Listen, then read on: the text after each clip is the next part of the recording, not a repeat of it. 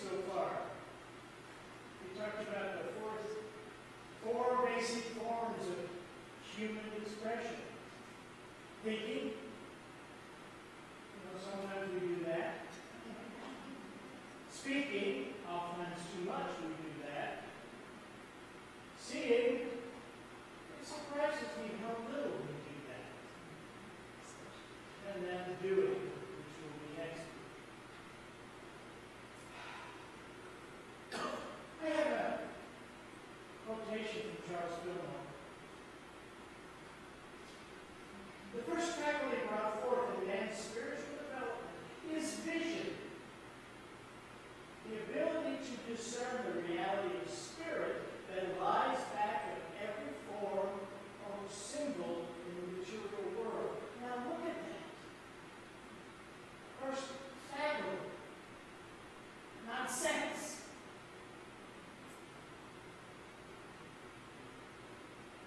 Sense, we take in everything outside, right? All the appearances, all the negativity, all the error concepts we see and are looking for. He's talking about the ability to discern the reality. We see what we don't see. When you think about this world, when you think about this world as a rich, prosperous world,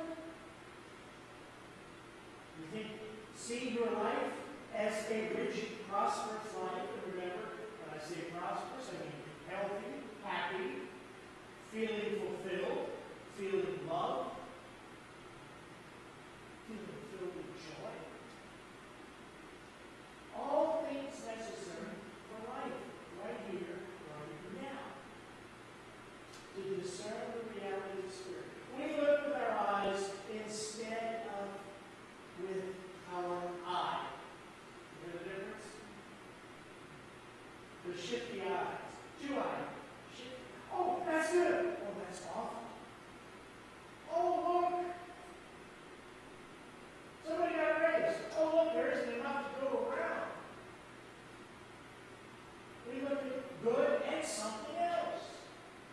And we shift from one thing to another. Now, before we even talk about seeing, I want to get you excited. Now we're taking notes. This is your, I would say, daily challenge for this week. And it's fun. I'm going to ask this week that you seek to behold Christ in everything, every situation. You're driving down the interstate. You see red lights flashing up ahead, and all the traffic's blocked up. What are you going to see? The presence of God, not the absence. The presence of life and good. You're going into your own mind, call forth good no matter what seems to be going on down the road. You open your mail, and it's just what you didn't want. Another one of those things called wheels. You get wheels in the mail? A lot of bills? And what's your first thought? It's going to be, God, this is God's will. And God is playing this by providing all that's necessary to see Christ in everything, every situation, and in everyone. Well, that's where it breaks down, doesn't it? To see Christ in everything, every situation, and everyone. Is that a challenge? I think so. See it in your neighbors, in those nearest to you. And sometimes those nearest to you are the most difficult to see it in.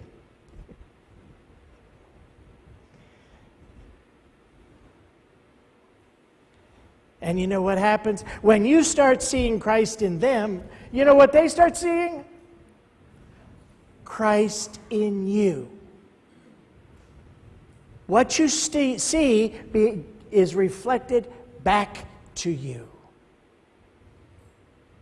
The Kabbalists tell a wonderful story about us moving through our lives and not realizing that everything we give out, well, it's as if there's a huge mirror overhead, and everything we give out is reflected right back upon us. As you sow, so shall you reap. Now, we started thinking about the presence of God.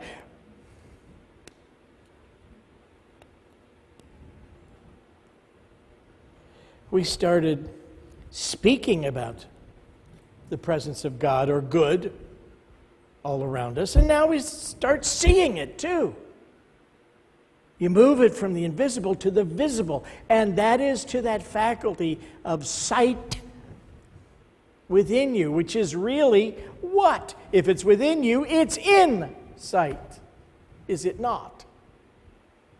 To see the good. Now, to see means to perceive with the eye. But to see also means to apprehend with the mind. So, the eye takes it in, makes an image in the brain. The mind says, I understand. I lay hold of this concept. And then it also, to see also means to ascertain. What's ascertain mean? To find out. Well, what does that mean? To all of a sudden make it real for you. To realize all of a sudden you know. So you see with the eyes, you apprehend with your mind, and then you ascertain. You know. It becomes a real thing for you. Now all the meanings, to perceive, to apprehend, to ascertain, all of these are within this one concept of behold Christ in everything, every situation, everyone.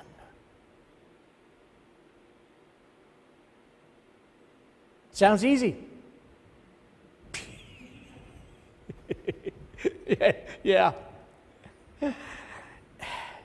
And just as soon as you think, I got this made, just that one person will pop into your life to show you, here's a judgment you have.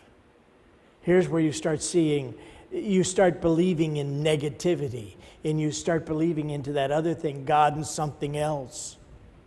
Oh, that person's definitely something else.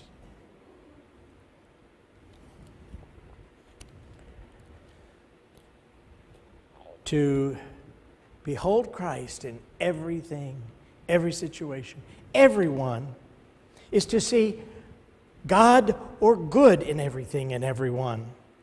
It means to look beyond appearances, beyond the outer, what the physical eye sees. You do this with driving, do you not? You see mirages on the highway and you don't give them any belief. You don't slow down. If you were flying an airplane and you were in certain conditions, your inner ear is going to tell you that you're descending and you need to pull up and pull up. It's not true. And if you do, you'll end up in trouble. If you pay attention to what your sensations tell you, you'll end up spiraling your plane into the ground. Oh, I remember those days under the hood in training. You know, that thing they put down over your face, and all you can see is the instrument panel, and you can't see anything out there. And I remember the check ride for my license with the FAA flight examiner, and it was a woman, and she'd piloted many years in the Powder Puff Derby, and she was a heck of a pilot. She Started putting that plane, sitting it on its tail, and I'm under the, and you, by looking at your instruments, you fix the attitude. In other words, she puts you in the check writer puts you in an unusual attitude, and it's your job to perceive the instruments, not what your sensations are telling you. And you put it into normal, straight and level flight just by instrumentation. She put it in all kinds of configurations, and then she started laughing. She said, "Boy, I can't fool you." Well, then she darn near stood it on it upside down. I mean, she did everything she could. Because I just happened to be able that day to not pay any attention to what my inner ear and my other senses were telling me. Because you can't. That's what it means to avoid appearances. And appearances, I'm going to say, appearances blind most of us. We get so caught up in the appearance of what somebody looks like, what a situation appears to be. We'll even call people and say, "You know what I just saw? You didn't see anything. You're just assuming by what it looked like in your mind that something bad happened." Don't be blinded by appearances. Don't see what's only on the outside, what is visible to your physical eye. What's necessary is to look with what Jesus called the single eye of spirit. The single eye. Your body is filled with light when you see with the single eye. Remember, the dual eye, two eyes, is shifty. It sees good and God and something else. It sees, lack and supply, health and illness. But the single eye sees what? God and God only. What eye do you think perceived for Emily Cady that there is only God? All else is a lie.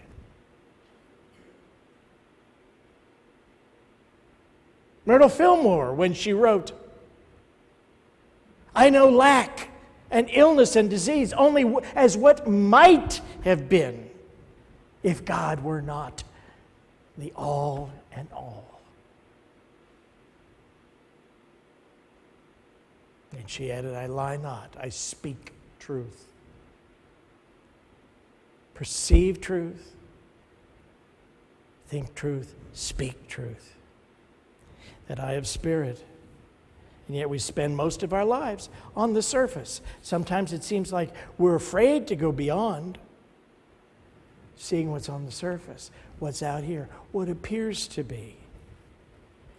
Well, this whole business about seeing is really all about the fleas. What, you've never had them? One of those trips Carol and George and I took to John Rankin's home when he was still living in Tahlequah, Oklahoma, was to help him pack up his chapel, his books, and a lot of those books came here.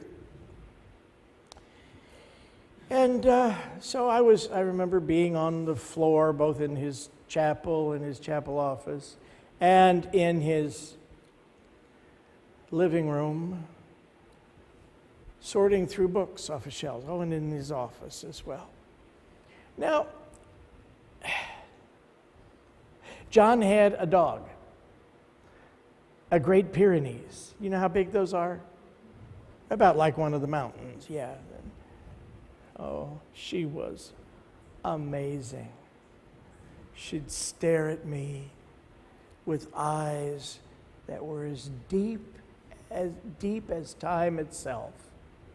I used to look into those eyes and think, she is wiser than I.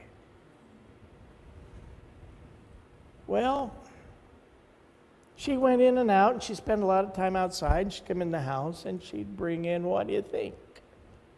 Fleas. So there I am on my blue jeans crawling around on the floor, all in the area where the dog is and sleeping, and loaded up. I had got a 10-foot truck and loaded up books and things. And then Carolyn and I left and drove back to Kansas City. Went to my house, and that night,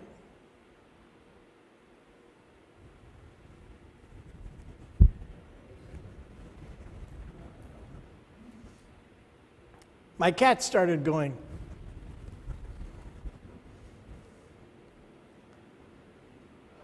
I brought him home with me on my clothes. Oh, I sprayed and scratched. And the cats continued. I finally used boric acid, I believe, and spread that everywhere, and finally got rid of the little suckers. Oh man. You know, when there are fleas, it's hard to think about anything else. And it reminded me of a guy I knew who went to the Holy Land. And, you know,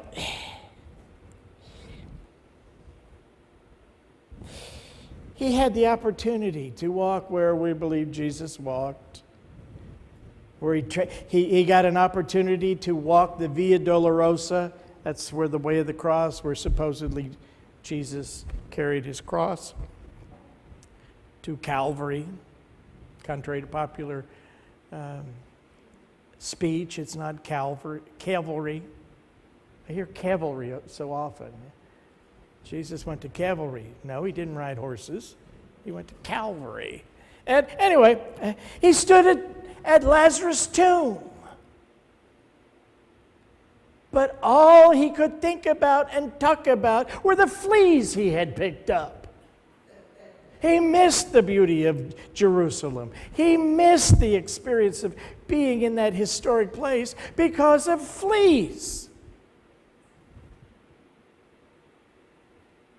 So when he came back, his story was not about the experience of standing outside the tomb of Lazarus, where Jesus cried out, "Lazarus, come forth." Man, I stood there and the fleas were just biting it. It was all about the fleas.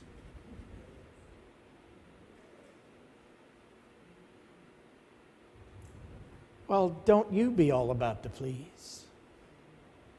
The little stuff, the irritants, seeing the little tiny things that are nothing. To see, what's a flea? When you feel lack. When you perceive there isn't enough. Something that's irritating, bothersome. It seems to be a pretty big problem, but it isn't. Change your perception. We go to a museum. It was in the Louvre a couple of times, but this particular time, it was my first time there. And I stood at the bottom of the staircase going up, and up at the top, remember what's up there? Winged Victory. I looked up and went, took my breath away. And the place was crowded, and there were noisy children. Some of us would see Winged Victory. Others would be so concerned about the crowd and the noise. Oh, it was just terrible. I couldn't see anything, couldn't pay attention to anything at all. It's a choice, what you will perceive. Did you ever go for a nice boat ride and then decide it was too windy and it was just ruining your hair? That's a flea.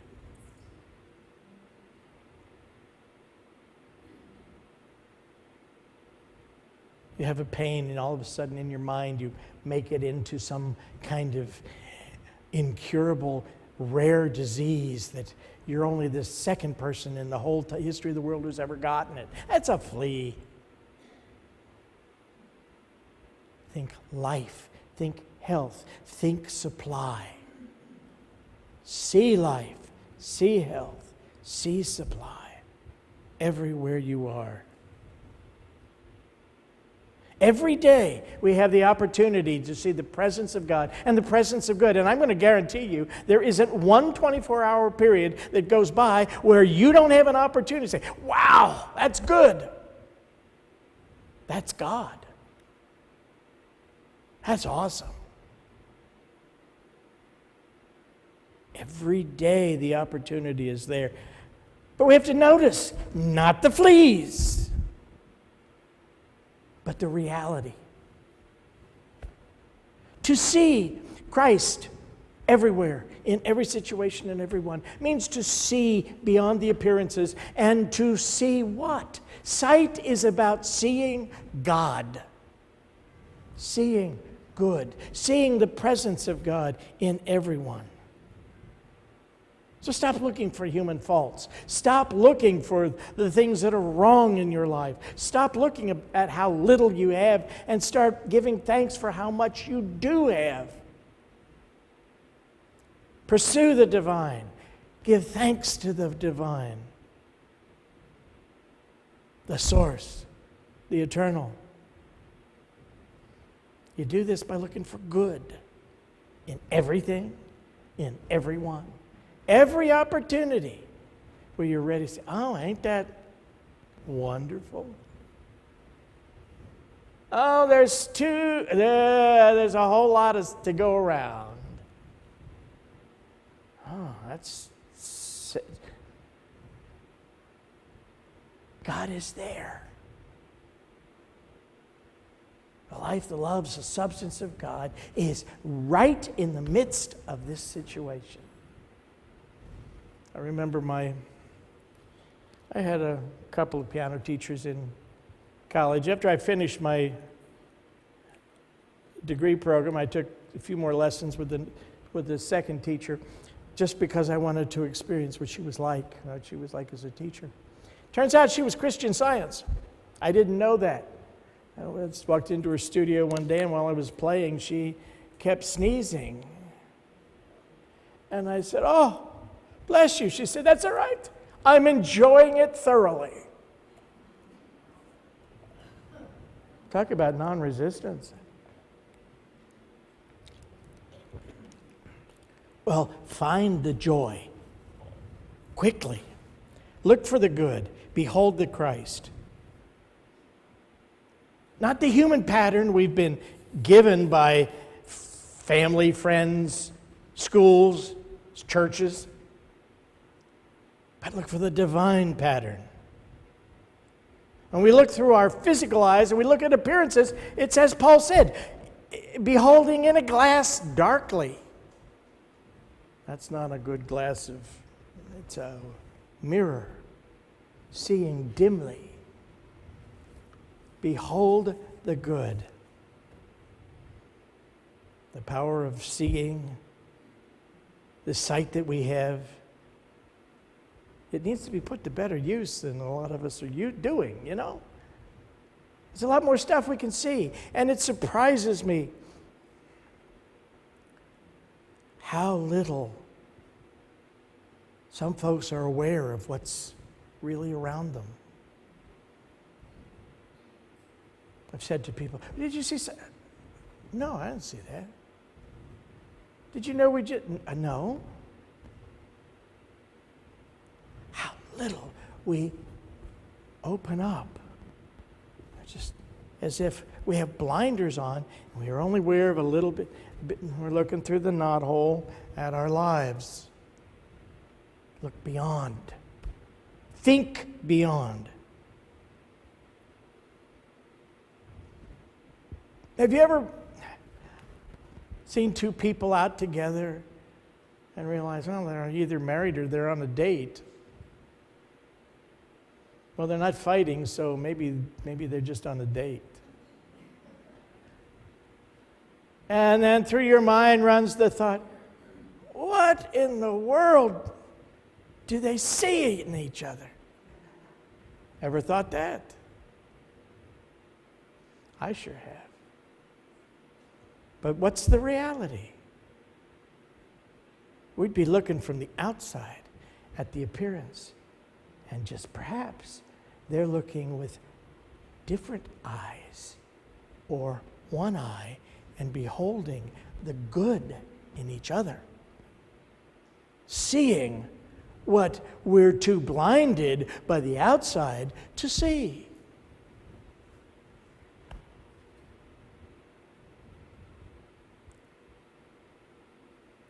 Our duty, I think, is to find that good. To not let the fleas get us. Because the more we look for the fleas, what are you going to find? You're going to find more fleas.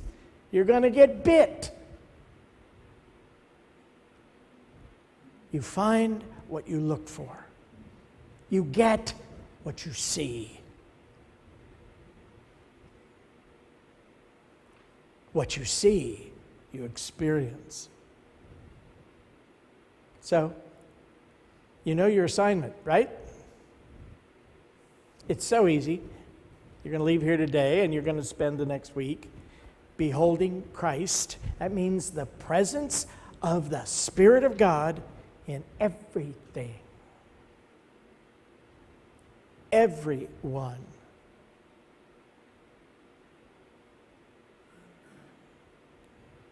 I was asked when you're to speak at the INTA, the International New Thought Alliance, about 9/11. And one of the questions I asked that day, and as I was speaking to them, was, on that day, at that very hour, where was God? Right there. With the people who decided to oversleep that morning. With the people that helped others down the steps, even though they did not get out themselves. With those who got out but were injured but survived. God was there in its invisible presence with everyone.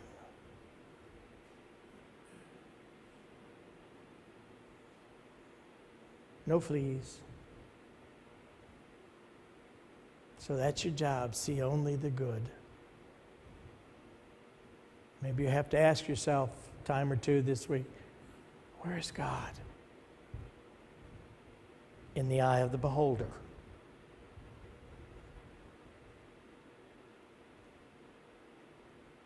Praise God.